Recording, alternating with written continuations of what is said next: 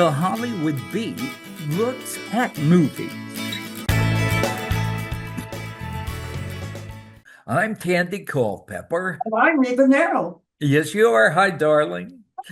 And once again, we are taking on two films that couldn't be more different. What are they? A Summer of '69 Yep. and Smile 2, and I disagree that they're different. I didn't like either one. So I equally. That's that's not the case. The plots I'm talking about. One's sort of a comedy and the other one It's a is a sort of a psychological horror film. Okay, let's start by setting showing the up trailer. the trailer. I need you to listen to me. Something really bad happened. You remember Louis Fergoli from high school? I went to his apartment. But when I showed up, Louis?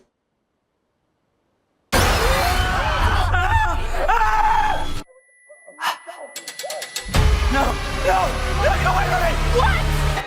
He was smiling at me.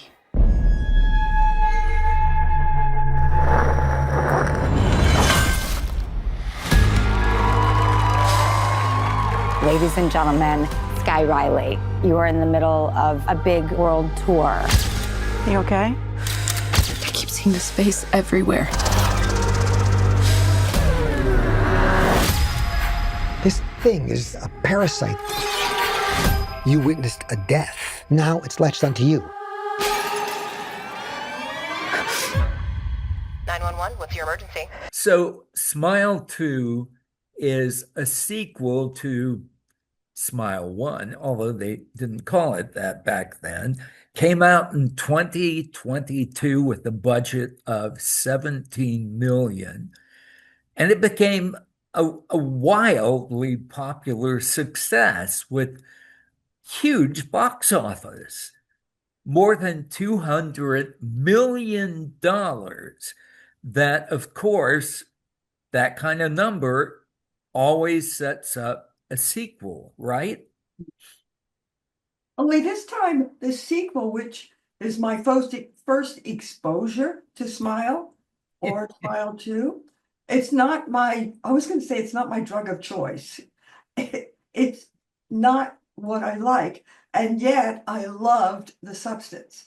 And they compared it and said they tried to gore it up to the substance, but the substance had substance. And I didn't think this did.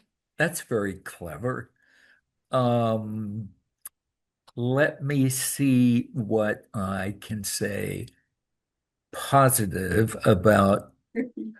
Well, this one made 137 million on a budget of 28 million. So it still cleared almost 100 net at the box office after advertising and all that stuff. I'm not advertising, marketing and distribution. Um, and of course, it's set up for a third outing. I think they set it up with the last shot. I think she's going to be back. I already said the numbers, but here's what I think we both can agree on is that Naomi Scott, who's the lead and the heroine, sort of, with a double entendre there, is going to be out of this world successful. I do agree. I did a little research. She's primarily originally known as a singer. And she sang in the church, just like Whitney Houston, got that kind of foundation of singing. Didn't know that. So she has record deals, and of course, the soundtrack gets a little goose because she's a terrific singer. She knows how to dance. But let's talk about what she did. She started out as a Disney baby. So she got into television doing Disney. Oh, in the Nobody could UK, complain about that. the Disney Channel in the UK, if I recall correctly. And you said, does that make her a former Mouseketeer? But it didn't. She was in a series. Oh, Musketeers were before the series. No, but the thing that I found fascinating is that no sooner did she do that than she started doing American films or American television, actually. And I have to say this because this is so adorable. She goes on her first American set and she calls her parents and she said, "My goodness." Now, this is English, they're British. They have a trolley of candy and they keep rolling this trolley of candy in front of me. oh my gosh, was that like part of craft services? Yeah, but she had never seen craft services. But let me tell you, what bothered me is that she's terrific. And I thought she's going to be trapped into the terror. Oh, like Wait, this. wait. You have to give me my due. So then I decided to see who got out of terror into big, beautiful screens. All right. Jamie Lee Curtis. That we got better than that. Johnny Depp, Jennifer Aniston, Patricia Arquette, Eva Mendes, Charlize Theron, all got their starts. And Leonardo DiCaprio. Oh my gosh, you know what? That's like all the actors that started in soaps, Okay. which is everything happened in soaps, not terror, but tragedy. Scott has an admirable resume. I believe you have a rundown of those. Well, it was. I'll tell you what impressed me is that she did kid things, and then she was the pink Power Ranger. She was the pink one, the Pink Ranger. You know, the Power Boys. That's not quite being in Barney, but it's close. Oh, but let me tell you something. She was in the new group of Charlie's Angel. I wanted to see that take off because Kristen Scott was in it. They only did one film, but I'm hoping that they bring back another one because these are young, gorgeous women. I have nothing against the other Charlie's Angels, but they're already established. Yeah. Oh, that's better than saying too old. Okay, so I have to say that she has no place else to go but up. She has so much stuff in pre-production now that she will be working steadily for the next 3 years. And I didn't list them all of those. You mentioned that she had a significant part of the soundtrack in this. And so they put it out as an EP, and it turns out that she has 3 prior EPs to her credit. She's quite, as you said, the talented singer, but at the very beginning of the movie, there is this balletic sequence. She is an amazing dancer. Yes. I mean, she's one of those triple threat people. Yeah, I just was dumbfounded. And then, of course, the hits the fan almost immediately from her former boyfriend, played by Ray Nicholson, who, of course, is Jack's son. But listen, that they deliberately did a scene where he mimicked his father in The Shining. I mean, hated that. Let's talk about this. I hated that movie, The Shining. This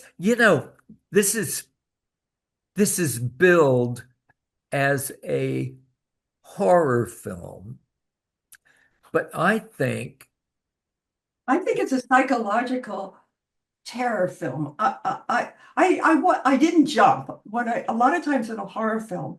When something happens, I jump. Like when I did a lot of Freddy on Nightmare on Elm Street. There were things that made me jump, not cringe. This made me cringe more than my heart skipped a beat. You know what the most frightening film, everybody talked about The Exorcist. I went to see it and I started laughing when her head spun around and she vomited Yeah, green. but you're a cynic. Come on, let's. But I am, but the most frightening movie I ever saw was the first Alien. Yeah. That one was. See, that stuff was scary. There's a difference between terror and fear, I think. I think you're right. But I'm not an expert. I think the reason I didn't like this is that I cringed and I would have been just as happy closing my eyes. Because there was a lot of, can I just say it, blood? A lot of blood. A lot of blood. I question at the beginning when all the wild, gory stuff happens. And even at the end, I'm still feeling that way. That that this might have been just possibly psychosis in her brain. Mhm. And everything she's seeing well may not actually Be real. be real. Yeah. So We hope for the sake of the people in the film. yeah. That's really Dr. Culpepper. Thank you for that diagnosis. But you agreed. Yeah. Yeah, I began to think, hold on here. Does she just need tons of therapy? And she was purported to be this successful entertainer who went on tours, and she was preparing for a tour. Yeah, but you forgot the little backstory. She dabbled in drugs. She was supposedly cleaned up her act. But if you realize it, she hurt herself in that car accident and wanted more than Tylenol. Okay. It does set up that we don't know the power of what drugs do to someone's mind. More than likely, it sends it off on a trip that they can't even describe at times. So hallucinations. Yeah. So maybe that's what we were seeing. They do allude to that right early, that she's clean, and the clean is not clean and sober from alcohol, but clean from drugs. Exactly. But was she clean? I don't know. I think so. That's just my opinion. So can we wrap up this film, or do you want to talk some more about it? There are a couple of things yours. I'd like to Be mention. my guest. The soundtrack was composed by a guy named Cristobal Tapia de Veer. He was the original composer in The First Smile and Returned. And I gotta say, I really dug the soundtrack. So that's a positive. I thought that it was surprising to me. I was surprised that he also worked on The White Lotus. So this guy has some big credits to his name. And the final thing that I'd wrap this up with is that it left me wondering if she really wasn't. I gotta mention this. There's this thing that Finn calls the entity. But then you're going to give away the movie. I'm not saying anything more about it. But that's also a character in the film which viewers can ask themselves some pretty important questions, I think. I found it interesting the way her character gets to the ending of the film, the arc, and it sets up the third iteration. Just say it. It just sets up the sequel. Okay. It does. It really does. So, Well, you know something, Tom Cruise's new film, Mission Impossible, also sets up the sequel. but I thought they were over with that. it's supposed to be the last reckoning. Well, guess what? They found a hole in the ozone layer. How do I know? So on that note, Reba, let's move on to the summer of 69, and I'm going to pose that question. What are your thoughts? Do I have to tell the truth on this show? I mean, I'm going to say the summer of 69 was a wonderful time in my life. Obviously, it's not in this film. Okay. Okay. Before we go any further, let's play the trailer. I want to pay you to teach me how to 69 max. Okay, slightly more details. Here's the thing. All I ever wanted is Max Warren. What is he into? Max loves to 69. Huh? Every person on Earth was more sexually experienced than me. And then everything changed. I found my sexual fairy godmother in a strip club. All right, we have to say that the actress Jillian Bell makes her directorial debut here. And the stars are Sam Morales, which is short for Samantha, and Chloe Feynman. Sam, although she's slightly older than 18, plays a high school senior, and Chloe Feynman is a stripper. Go ahead with the premise. I'm going to correct you because Sam did this when she was 17. What? Yeah, she's only in her. She was just ready to graduate high school when. How did I get that wrong? Well, because I saw an interview that she did, and they kept saying, "Well, how old are you?" And she said, "Well, I had just graduated high school." Okay. So she wasn't that far away from it. Maybe a year. Maybe she was 18 or okay. She's 19 now. Still within the range. Yes. I mean, the thing that I liked about the film, and I know I made fun of it because the real summer of 69, I went to London with my husband. He got assigned a job there, and it was very exciting. And I liked the music of 69, and I liked the clothes, and I liked everything. But this had nothing to do with the summer of 69. It had to do with the summer, and it had to do with the number. And then if you spread them apart, what it really was that I did like, I know I make fun that I didn't like the film, is that this young girl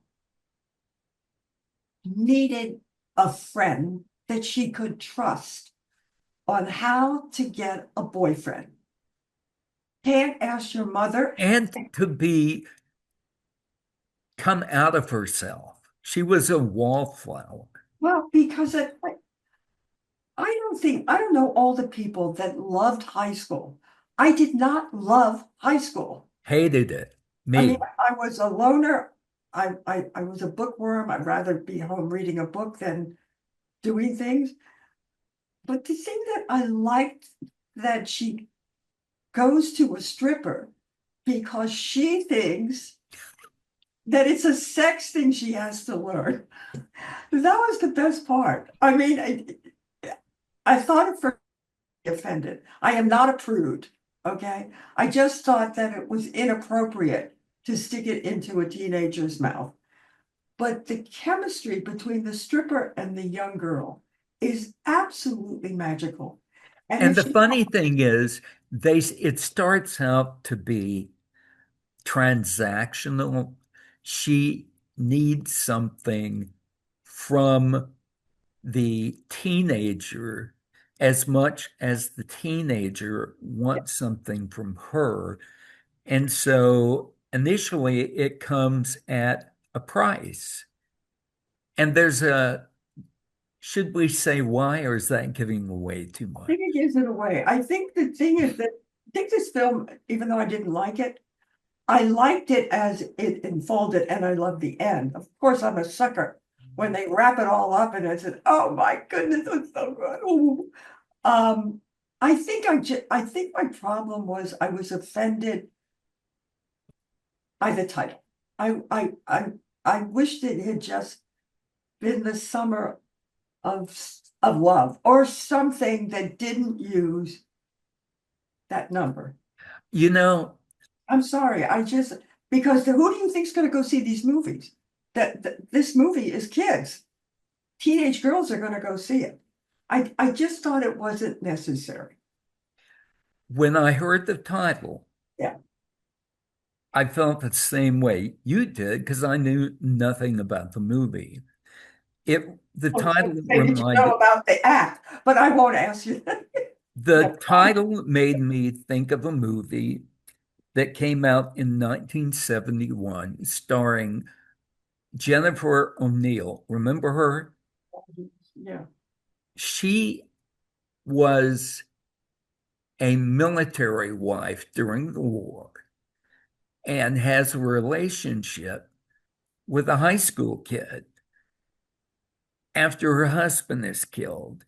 And it's very nostalgic and almost heartbreaking.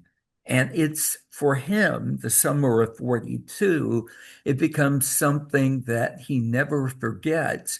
And we sit there in the audiences, and I imagine there were more than a few people tearing up. So I went into this thinking, okay, it's in 1969.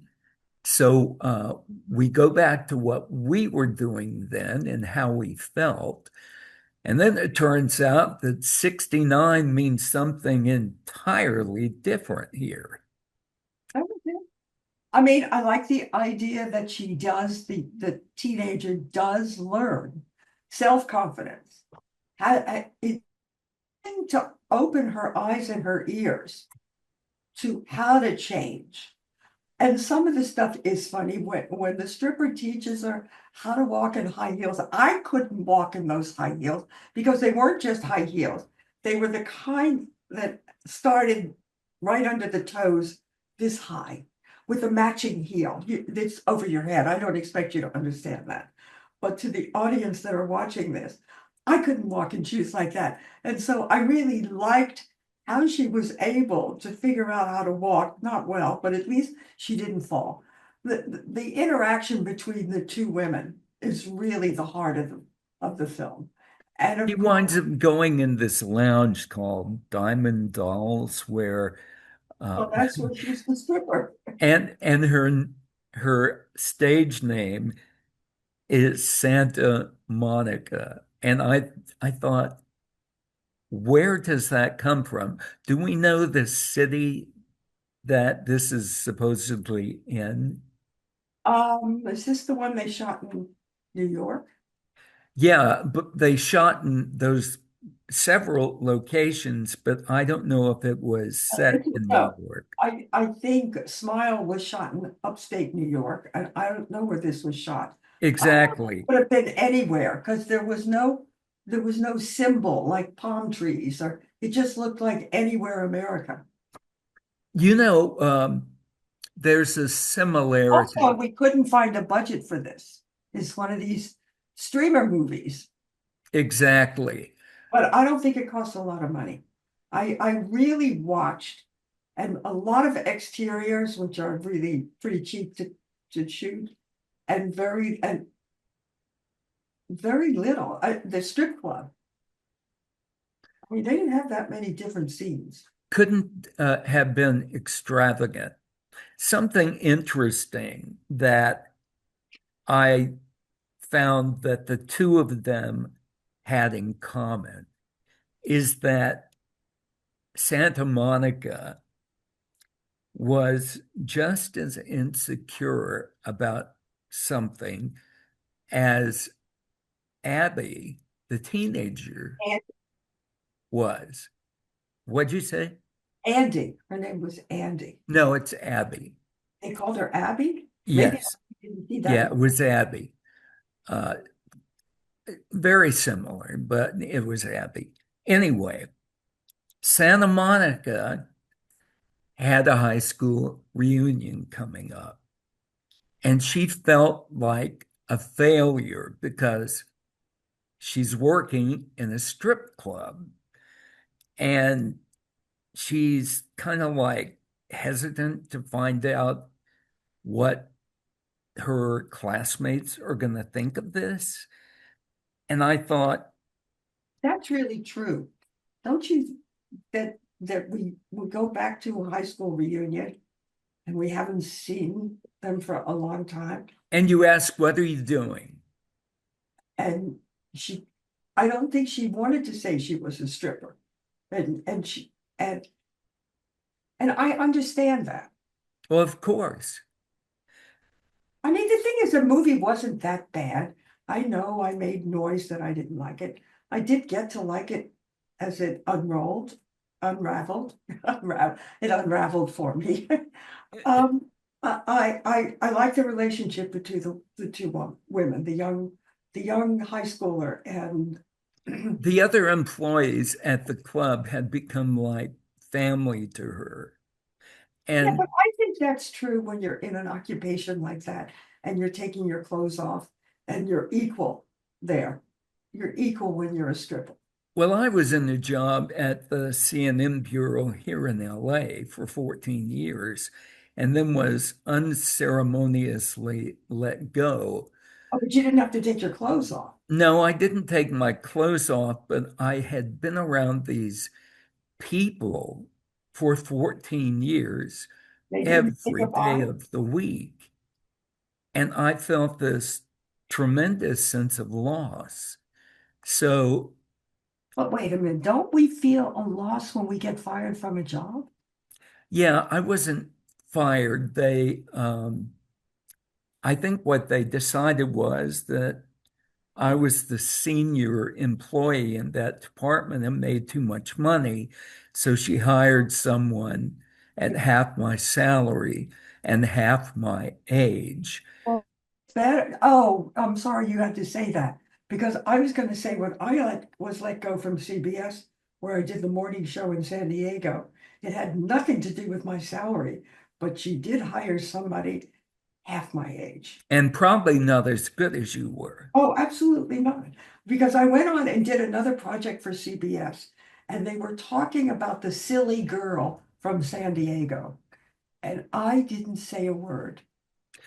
Oh, I went to a junket. I created my own show, excuse me, and hosted it for 2 years. And we got invited to junkets. And coincidentally, it was called the Hollywood Beat.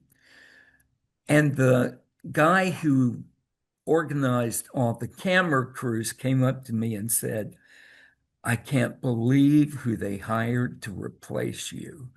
And I said, well, yeah, he's going around telling people that he makes my salary, but he's getting paid half of what I made, and he's 25. And you know what?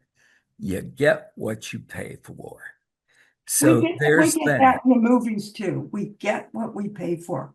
I think it was interesting that you chose these two movies. I don't know why, but you did open my eyes to other things that I would have never seen. I would have never seen these two movies. So for that, Tandy, I'm going to tell you, I was grateful. And I will look you in the eye and I will say to you, I still love movies. And I do too, but it was difficult getting through both of these because the running time was not necessary for either of them. One was 7 minutes more than 2 hours. That was Smile 2. And Summer of 69 was darn close to 2 hours. I think both What? It should have been 90 minutes. Both of them, it I just thought they could have been shorter, and a lot of stuff could have been cut out. So shall we wrap this up? All right. Without further ado, I'm Tandy Culpepper. I'm Reba Merrill. And we love movies, regardless. Okay. Thank you all for putting up with us today and for joining us on the Hollywood Beat.